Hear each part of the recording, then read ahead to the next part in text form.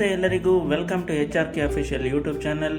ನಾವಿವತ್ತು ಬೆಂಗಳೂರಿನ ಬಸವನಗುಡಿಯಲ್ಲಿರುವ ದೊಡ್ಡ ಬಸವಣ್ಣ ದೇವಾಲಯಕ್ಕೆ ಬಂದಿದ್ದೇವೆ. ಈ ದೇವಾಲಯವು ಬುಲ್ ಟೆಂಪಲ್ ರಸ್ತೆಯಲ್ಲಿದೆ.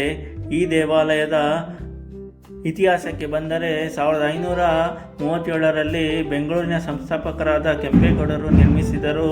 ಇದು ವಿಜಯನಗರ ಸಾಮ್ರಾಜ್ಯದ ವಾಸ್ತುಶಿಲ್ಪ ಶೈಲಿಗೆ ಉತ್ತಮ ಉದಾಹರಣೆಯಾಗಿದೆ. ಈ ದೇವಾಲಯವು ನಂದಿಗೆ ಸಮರ್ಪಿತವಾಗಿದೆ.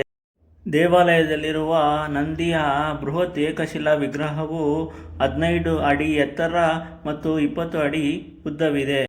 ಪ್ರತಿ ವರ್ಷ ಕಾರ್ತಿಕ ಮಾಸದ ಕೊನೆಯ ಸೋಮವಾರ ಮತ್ತು ಮಂಗಳವಾರ ಇಲ್ಲಿ ಕಡಲೆಕಾಯಿ ಪರಸೆ ಜಾತ್ರೆ ನಡೆಯುತ್ತದೆ. ಈ ವೇಳೆ ರೈತರು ತಮ್ಮ ಮೊದಲ ಕಡಲೆಕಾಯಿ ಬೆಳೆಯನ್ನು ನಂದಿಗೆ ಅರ್ಪಿಸುತ್ತಾರೆ.